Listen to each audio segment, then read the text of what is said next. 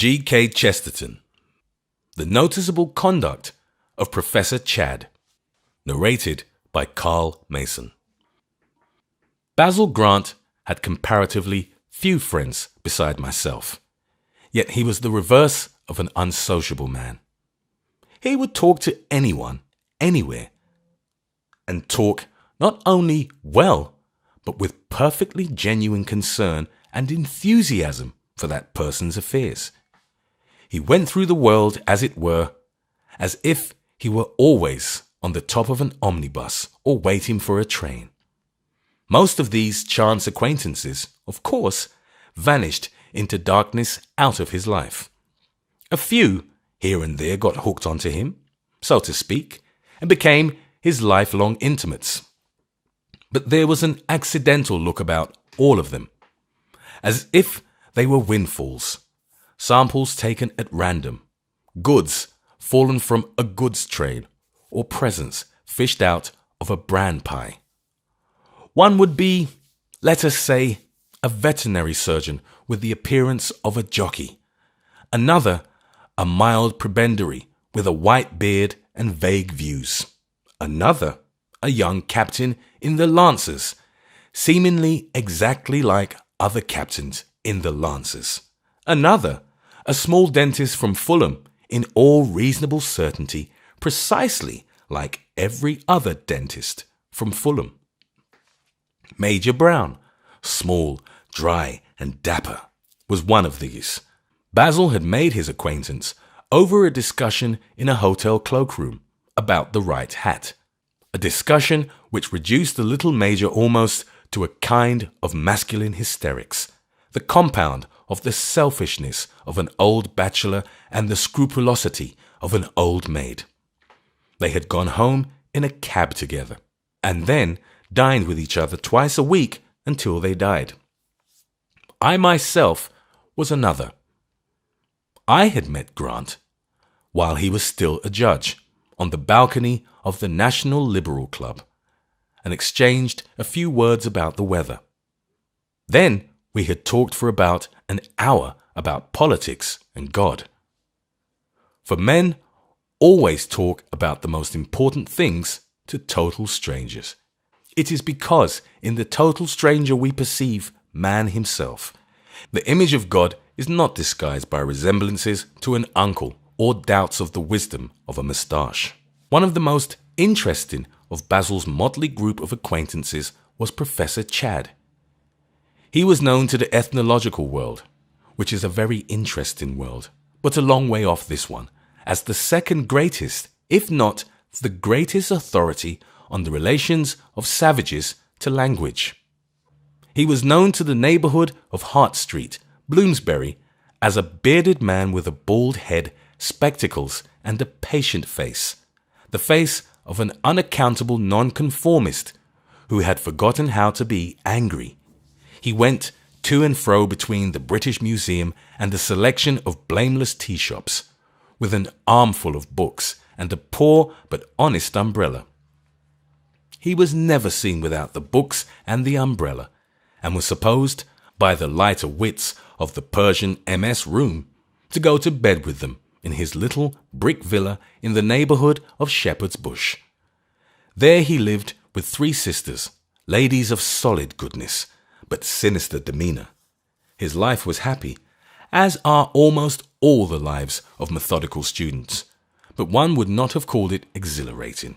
His only hours of exhilaration occurred when his friend, Basil Grant, came into the house. Late at night, a tornado of conversation. Basil, though close on 60, had moods of boisterous babyishness, and these seemed, for some reason or other, to descend upon him, particularly in the house of his studious and almost dingy friend. I can remember vividly, for I was acquainted with both parties and often dined with them, the gaiety of Grant on that particular evening when the strange calamity fell upon the professor.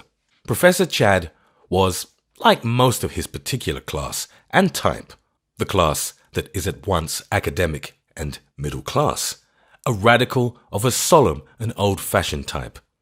Grant was a radical himself, But he was that more discriminating and not uncommon type of radical who passes most of his time in abusing the Radical Party. Chad had just contributed to a magazine an article called Zulu Interests and the New Makango Frontier, in which a precise scientific report of his study of the customs of the people of Chaka was reinforced by a severe protest against certain interferences with these customs, both by the British and the Germans. He was sitting with the magazine in front of him, the lamplight shining on his spectacles, a wrinkle in his forehead, not of anger, but of perplexity, as Basil Grant strode up and down the room, shaking it with his voice, with his high spirits and his heavy tread. "It is not your opinions that I object to, my esteemed Chad," he was saying. "It's you. You are quite right to champion the Zulus, but for all that, you do not sympathize with them. No doubt you know the Zulu way of cooking tomatoes and the Zulu prayer before blowing one's nose. But for all that, you don't understand them as well as I do, who don't know an assegai from an alligator. You are more learned, Chad, but I am more Zulu. Why is it that the jolly old barbarians of this earth are always championed by people who are their antitheses? Why is it? You are sagacious, you are benevolent, you are well informed, but, Chad, you are not savage. Live no longer under that rosy illusion. Look in the glass. Ask your sisters. Consult the librarian of the British Museum. Look at this umbrella." And he held up that sad but still respectable article. "Look at it. For 10 mortal years, to my certain knowledge, you have carried that object under your arm, and I have no sort of doubt that you carried it at the age of 8 months, and it never occurred to you to give one wild yell and hurl it like a javelin. Thus." And he sent the umbrella whizzing past the professor's bald head, so that it knocked over a pile of books with a crash and left the vase rocking. Professor Chad appeared totally unmoved, with his face still lifted to the lamp and the wrinkle cut in his forehead. "Your mental processes," he said, "always go a little too fast, and they are stated without method. There is no kind of inconsistency," and no words can convey the time he took to get to the end of the word, "between valuing the right of the Aborigines to adhere to their stage in the evolutionary process, so long as they find it congenial and requisite to do so. There is, I say, no inconsistency between this concession which I have just described to you and the view that the evolutionary stage in question is, nevertheless, so far as we can form any estimate of values in the variety of cosmic processes, definable in some degree as an inferior evolutionary stage." Nothing but his lips had moved as he spoke, and his glasses still shone like 2 pallid moons. Grant was shaking with laughter as he watched him. "True," he said, "there is no inconsistency, my son of the Red Spear. But there is a great deal of incompatibility of temper. I am very far from being certain that the Zulu is on an inferior evolutionary stage, whatever the blazes that may mean. I do not think there is anything stupid or ignorant about howling at the moon or being afraid of devils in the dark. It seems to me perfectly philosophical. Why should a man be thought a sort of idiot because he feels the mystery and peril of existence itself? Suppose, my dear Chad, suppose it is we who are the idiots because we are not afraid of the devils in the dark." Professor Chad slit open a page of the magazine with a bone paper knife and the intent reverence of the bibliophile.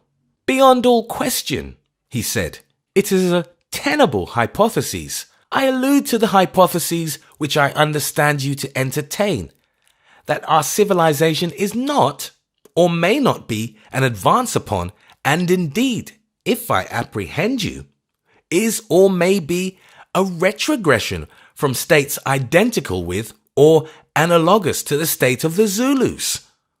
Moreover, I shall be inclined to concede that such a proposition is of the nature, in some degree at least, of a primary proposition and cannot adequately be argued. In the same sense, I mean that the primary proposition of pessimism or the primary proposition of the non-existence of matter cannot adequately be argued. But I do not conceive you to be under the impression that you have demonstrated anything more concerning this proposition than that it is tenable, which, after all, amounts to little more than the statement that it is not a contradiction in terms. Basil threw a book at his head and took out a cigar. You don't understand, he said.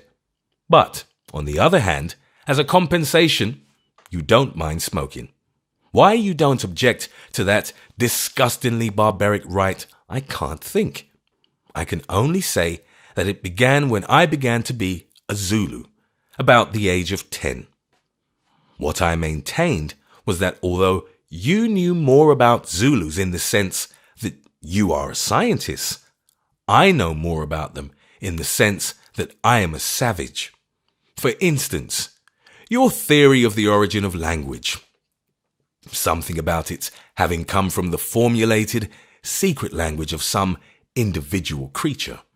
Though you knocked me silly with facts and scholarship in its favor, still does not convince me, because I have a feeling that that is not the way that things happen. If you ask me why I think so, I can only answer that I am a Zulu. And if you ask me, as you most certainly will, what is my definition of a Zulu, I can answer that also. He is one who has climbed a Sussex apple tree at 7 and been afraid of a ghost in an English lane. Your process of thought, began the immovable Chad, but his speech was interrupted. His sister, with that masculinity which always in such families concentrates in sisters, flung open the door with a rigid arm and said, James, Mr. Bingham of the British Museum wants to see you again. The philosopher rose with a dazed look, which always indicates in such men the fact that they regard philosophy as a familiar thing, but practical life as a weird and unnerving vision, and walked dubiously out of the room. I hope you do not mind my being aware of it, Miss Chad, said Basil Grant, but I hear that the British Museum has recognized one of the men who have deserved well of their commonwealth. It is true, is it not, that Professor Chad is likely to be made keeper of Asiatic manuscripts? The grim face of the spinster betrayed a great deal of pleasure and a great deal of pathos also. I believe it's true, she said. If it is, it will not only be great glory which women, I assure you, feel a great deal, but great relief, which they feel more. Relief from worry from a lot of things. James's health has never been good, and while we are as poor as we are, he had to do journalism and coaching. In addition to his own dreadful grinding notions and discoveries, which he loves more than man, woman, or child. I have often been afraid that unless something of this kind occurred, we should really have to be careful of his brain. But I believe it is practically settled. I am delighted, began Basil, but with a worried face. But these red-tape negotiations are so terribly chancy that I really can't advise you to build on hope, only to be hurled down into bitterness. I've known men, and good men like your brother, come nearer than this and be disappointed. Of course, if it is true, said the woman fiercely, it means that people who have never lived may make an attempt at living. Even as she spoke, the professor came into the room still with the dazed look in his eyes. Is it true? Asked Basil with burning eyes. Not a bit true, answered Chad after a moment's bewilderment. Your argument was in 3 points fallacious. What do you mean? demanded Grant. Well, said the professor slowly, in saying that you could possess a knowledge of the essence of Zulu life distinct from... Oh, confound Zulu life, cried Grant with a burst of laughter. I mean, have you got the post? You mean the post of keeper of the Asiatic manuscripts? He said, opening his eye with childlike wonder. Oh, yes, I got that. But the real objection to your argument, which has only, I admit, occurred to me since I have been out of the room, is that it does not merely presuppose a Zulu truth, apart from the facts, but infers that the discovery of it is absolutely impeded by the facts. I am crushed, said Basil, and sat down to laugh, while the professor's sister retired to her room, possibly to laugh, possibly not. It was extremely late when we left the Chads, and it is an extremely long and tiresome journey from Shepherd's Bush to Lambeth. This may be our excuse for the fact that for I was stopping the night with Grant, got down to breakfast next day at a time inexpressibly criminal, a time, in point of fact, close upon noon. Even to that belated meal, we came in a very lounging and leisurely fashion. Grant, in particular, seemed so dreamy at table that he scarcely saw the pile of letters by his plate, and I doubt if he would have opened any of them if there had not lain on the top that one thing which has succeeded amid modern carelessness in being really urgent and coercive, a telegram. This he opened with the same heavy distraction with which he broke his egg and drank his tea. When he read it, he did not stir a hair or say a word, but something, I know not what, made me feel that the motionless figure had been pulled together suddenly as strings are tightened on a slack guitar. Though he said nothing and did not move, I knew that he had been for an instant cleared and sharpened with a shock of cold water. It was scarcely any surprise to me when a man who had drifted sullenly to his seat and fallen into it, kicked it away like a cur from under him, and came round to me in 2 strides. What do you make of that? He said, and flattened out the wire in front of me. It ran, Please come at once. James's mental state dangerous. Chad. What does the woman mean? I said after a pause, irritably. Those women have been saying that the poor old professor was mad ever since he was born. You are mistaken, said Grant composedly. It is true that all sensible women think all studious men mad. It is true, for the matter of that, all women of any kind think all men of any kind mad. But they don't put it in telegrams, any more than they wire to you that grass is green or God all-merciful. These things are truisms, and often private ones at that. If Miss Chad has written down under the eye of a strange woman in a post office that her brother is off his head, you may be perfectly certain that she did it because it was a matter of life and death, and she can think of no other way of forcing us to come promptly. It will force us, of course, I said, smiling. Oh, yes, he replied. There is a cab rank near. Basil scarcely said a word as we drove across Westminster Bridge, through Trafalgar Square, along Piccadilly, and up the Uxbridge Road. Only as he was opening the gate, he spoke. I think you will take my word for it, my friend, he said. This is one of the most queer and complicated and astounding incidents that ever happened in London, or, for that matter, in any high civilization. I confess, with the greatest sympathy and reverence, that I don't quite see it, I said. Is it so very extraordinary or complicated that a dreamy somnambulant old invalid who has always walked on the borders of the inconceivable should go mad under the shock of great joy? Is it so very extraordinary that a man with a head like a turnip and a soul like a spider's web should not find his strength equal to a confounding change of fortunes? Is it, in short, so very extraordinary that James Chadd should lose his wits from excitement? It would not be extraordinary in the least, answered Basil with placidity. It would not be extraordinary in the least, he repeated, if the professor had gone mad. That was not the extraordinary circumstance to which I referred. What, I asked, stamping my foot, was the extraordinary thing?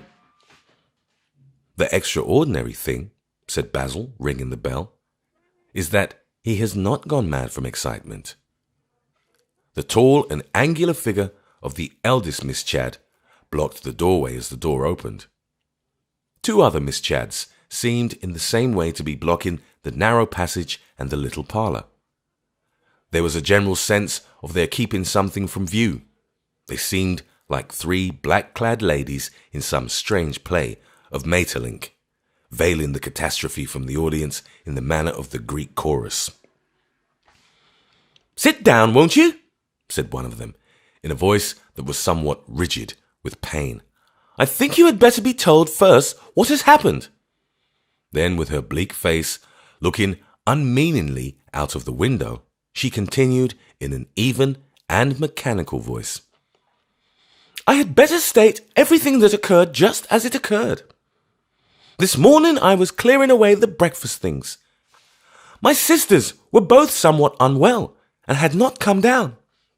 My brother had just gone out of the room, I believe, to fetch a book.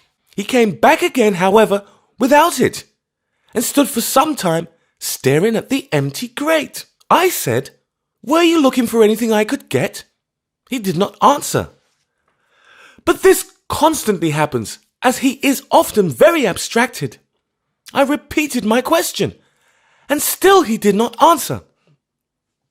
Sometimes he is so wrapped up in his studies that nothing but a touch on the shoulder would make him aware of one's presence. So I came round the table towards him. I really do not know how to describe the sensation which I then had. It seems simply silly. But the moment it seems something enormous upsetting one's brain. The fact is, James was standing on one leg." Grant smiled slowly and rubbed his hands with a kind of care. "Standing on one leg?" I repeated. "Yes," replied the dead voice of the woman, without an inflection to suggest that she felt the fantasticality of her statement. "He was standing on the left leg and the right drawn up at a sharp angle, the toe pointing downwards. I asked him if his leg hurt him. His only answer was to shoot the leg straight at right angles to the other, as if pointing to the other with his toe to the wall. He was still looking quite gravely at the fireplace. 'James, what is the matter?' I cried, for I was thoroughly frightened. James gave 3 kicks in the air with the right leg, flung up the other, gave 3 kicks in the air with it also, and spun round like a teetotum the other way. 'Are you mad?' I cried. 'Why don't you answer me?' He had come to a standstill, facing me, and was looking at me as he always does, with his lifted eyebrows and great spectacled eyes. When I had spoken, he remained a second or two motionless, and then his only reply was to lift his left foot slowly from the floor and describe circles with it in the air. I rushed to the door and shouted for Christina. I will not dwell on the dreadful hours that followed. All 3 of us talked to him, implored him to speak to us, with appeals that might have brought back the dead. But he has done nothing but hop and dance and kick, with a solemn, silent face. It looks as if his leg belonged to someone else or were possessed by devils. He has never spoken to us from that time to this." "Where is he now?" I said, getting up in some agitation. "We ought not to leave him alone." "Dr. Coleman's with him." said Miss Chadd calmly. "They are in the garden. Dr. Coleman thought the air would do him good, and he can scarcely go into the street." Basil and I walked rapidly to the window, which looked out on the garden. It was a small and somewhat smug suburban garden, the flower beds a little too neat and like the pattern of a coloured carpet. But on this shining and opulent summer day, even they had the exuberance of something natural. I had almost said tropical. In the middle of a bright and verdant but painfully circular lawn stood two figures. One of them was a small, sharp-looking man with black whiskers and a very polished hat, I presume Dr. Coleman, who was talking very quietly and clearly, yet with a nervous twitch, as it were, in his face. The other was our old friend, listening with his old, forbearing expression and owlish eyes, the strong sunlight gleaming on his glasses as the lamplight had gleamed the night before, when the boisterous Basil had rallied him on his studious decorum. But for one thing, the figure of this morning might have been the identical figure of last night. That one thing was that while the face listened reposefully, the legs were industriously dancing like the legs of a marionette. The neat flowers and the sunny glitter of the garden lent an indescribable sharpness and incredibility to the prodigy of the head of a hermit and the legs of a harlequin. For miracles should always happen in broad daylight. The night makes them credible and therefore commonplace. The second sister had by this time entered the room and came somewhat drearily to the window. "You know, Adelaide," she said, "that Mr. Bingham from the museum is coming again at 3. "I know," said Adelaide Chadd bitterly. "I suppose we shall have to tell him about this. I thought that no good fortune would ever come easily to us." Grant suddenly turned round. "What do you mean?" he said. "What will you have to tell Mr. Bingham?" "You know what I shall have to tell him," said the professor's sister, almost fiercely. "I don't know that we need give it its wretched name. Do you think that the keeper of Asiatic manuscripts will be allowed to go on like that?" And she pointed for an instant at the figure in the garden, the shining, listening face, and the unresting feet. Basil Grant took out his watch with an abrupt movement.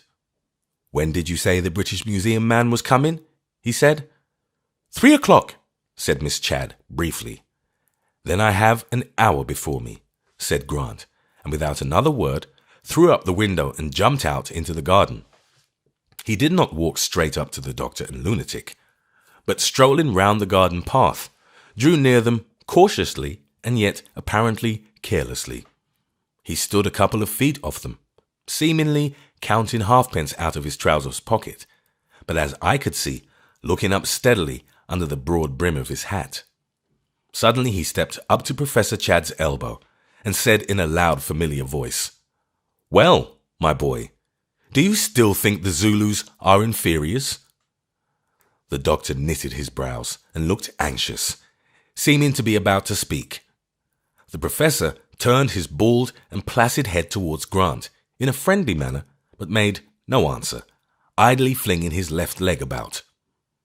"Have you converted Dr. Coleman to your views?" Basil continued, still in the same loud and lucid tone. Chadd only shuffled his feet and kicked a little with the other leg, his expression still benevolent and inquiring. The doctor cut in rather sharply. "Shall we go inside, Professor?" he said. "Now you have shown me the garden, a beautiful garden, a most beautiful garden. Let us go in."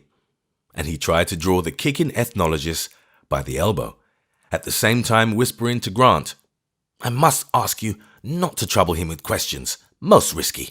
He must be soothed." Basil answered in the same tone with great coolness. "Of course your directions must be followed out, Doctor. I will endeavour to do so, but I hope it will not be inconsistent with them if you will leave me alone with my poor friend in this garden for an hour. I want to watch him. I assure you, Dr. Coleman, that I shall say very little to him, and that little shall be as soothing as syrup." The doctor wiped his eyeglass thoughtfully.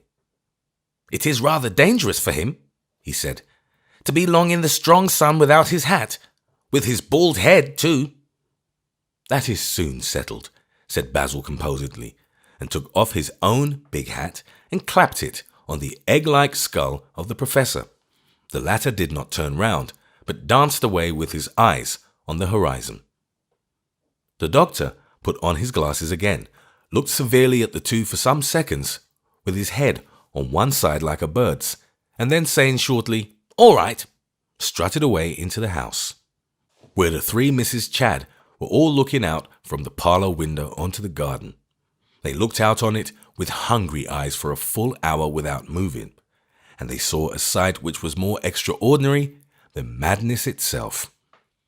Basil Grant addressed a few questions to the madman, without succeeding in making him do anything but continue to caper, and when he had done this slowly took a red notebook out of one pocket and a large pencil out of another.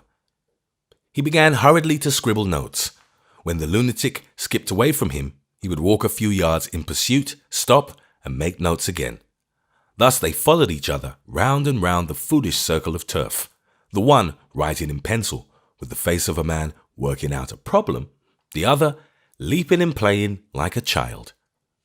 After about 3/4 of an hour of this imbecile scene, Grant put the pencil in his pocket, but kept the notebook open in his hand, and walking round the mad professor, planted himself directly in front of him. Then occurred something that even those already used to that wild morning had not anticipated or dreamed. The professor, on finding Basil in front of him, stared with a blank benignity for a few seconds, and then drew up his left leg and hung it, bent, in the attitude that his sister had described as being the first of all his antics. And the moment he had done it, Basil Grant lifted his own leg and held it out rigid before him, confronting Chadd with the flat sole of his boot. The professor dropped his bent leg and, swinging his weight onto it, kicked out the other behind, like a man swimming. Basil crossed his feet like a saltire cross, and then flung them apart again, giving a leap into the air. Then, before any of the spectators could say a word or even entertain a thought about the matter, both of them were dancing a sort of jig or hornpipe opposite each other, and the sun shone down on two madmen instead of one. They were so stricken with the deafness and blindness of monomania that they did not see the eldest Miss Chadd come out feverishly into the garden with gestures of entreaty, a gentleman following her. Professor Chadd was in the wildest posture of a pas de quatre. Basil Grant seemed about to turn a cartwheel, when they were frozen in their follies by the steely voice of Adelaide Chadd saying, "Mr. Bingham of the British Museum." Mr. Bingham was a slim, well-clad gentleman, with a pointed and slightly effeminate grey beard, unimpeachable gloves, and formal but agreeable manners. He was the type of the over-civilized, as Professor Chadd was of the uncivilized pedant. His formality and agreeableness did him some credit under the circumstances. He had a vast experience of books and a considerable experience of the more dilettante fashionable salons. But neither branch of knowledge had accustomed him to the spectacle of two grey-haired, middle-class gentlemen in modern costume throwing themselves about like acrobats as a substitute for an after-dinner nap. The professor continued his antics with perfect placidity, but Grant stopped abruptly. The doctor had reappeared on the scene, and his shiny black eyes, under his shiny black hat, moved restlessly from one of them to the other. "Dr. Coleman," said Basil, turning to him, "will you entertain Professor Chadd again for a little while? I am sure that he needs you. Mr. Bingham, might I have the pleasure of a few moments' private conversation? My name is Grant." Mr. Bingham of the British Museum bowed in a manner that was respectful but a trifle bewildered. "Miss Chadd will excuse me," continued Basil easily, "if I know my way about the house." And he led the dazed librarian rapidly through the back door into the parlour. "Mr. Bingham," said Basil, setting a chair for him, I imagine that Miss Chadd has told you of this distressing occurrence." "She has, Mr. Grant," said Mr. Bingham, looking at the table with a sort of compassionate nervousness. "I am more pained than I can say by this dreadful calamity. It seems quite heartrending that the thing should have happened just as we have decided to give your eminent friend a position which falls far short of his merits. As it is, of course, really, I don't know what to say. Professor Chadd may, of course, retain, I sincerely trust he will, his extraordinarily valuable intellect. But I am afraid, I am really afraid, that it would not have do to have the curator of the Asiatic manuscripts, dancing about." "I have a suggestion to make," said Basil, and sat down abruptly in his chair, drawing it up to the table. "I am delighted, of course," said the gentleman from the British Museum, coughing and drawing up his chair also. The clock on the mantelpiece ticked for just the moments required for Basil to clear his throat and collect his words, and then he said, "My proposal is this. I do not know that in the strict use of words you could altogether call it a compromise. Still, it has something of that character. My proposal is that the government, acting, as I presume, through your museum, should pay Professor Chadd £800 a year until he stops dancing." "800 a year?" said Mr. Bingham, and for the first time lifted his mild blue eyes to those of his interlocutor, and he raised them with a mild blue stare. "I think I have not quite understood you. Did I understand you to say that Professor Chadd ought to be employed in his present state in the Asiatic Manuscript Department at 800 a year?" Grant shook his head resolutely. "No," he said firmly. "No. Chadd is a friend of mine, and I would say anything for him I could. But I cannot say that he ought to take on the Asiatic manuscripts. I do not go so far as that. I merely say that until he stops dancing, you ought to pay him £800.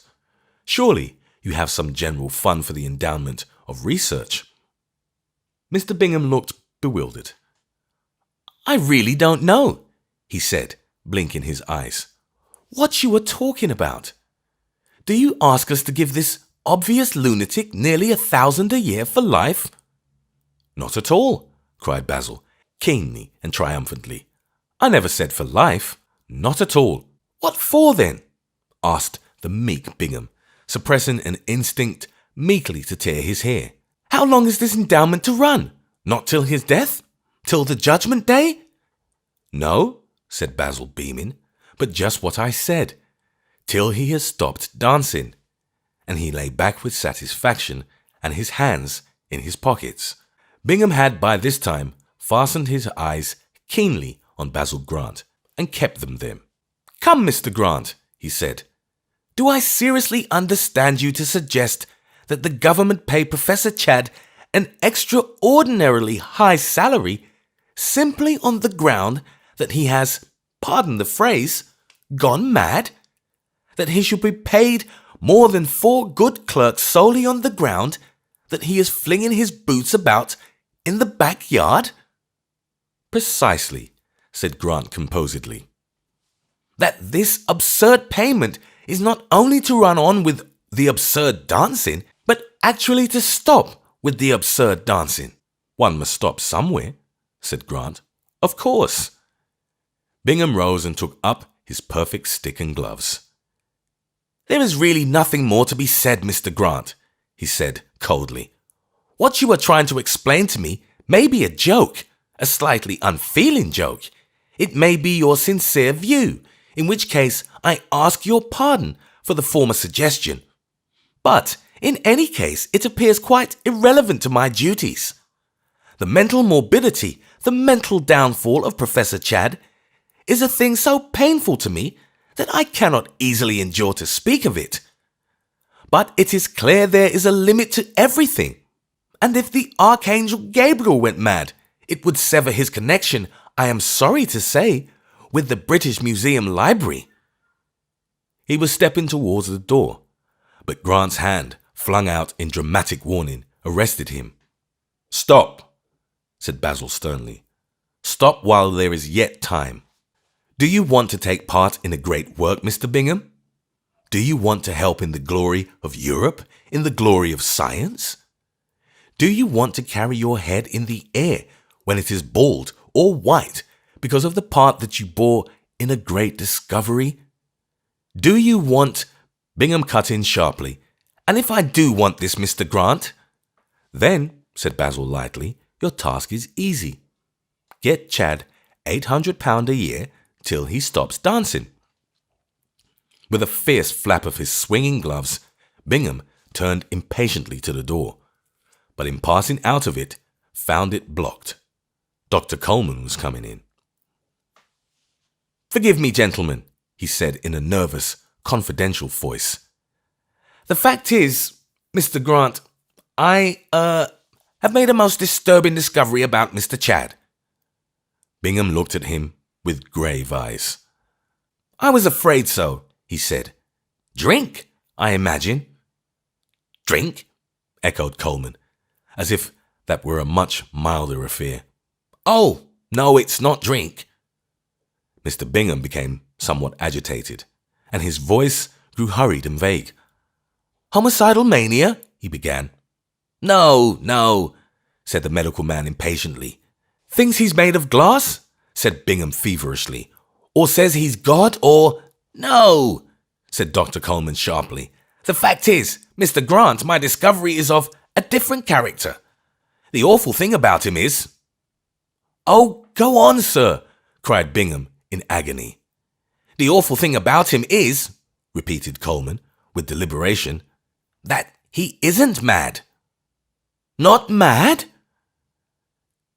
"There are quite well-known physical tests of lunacy," said the doctor shortly. "He hasn't got any of them." "But why does he dance?"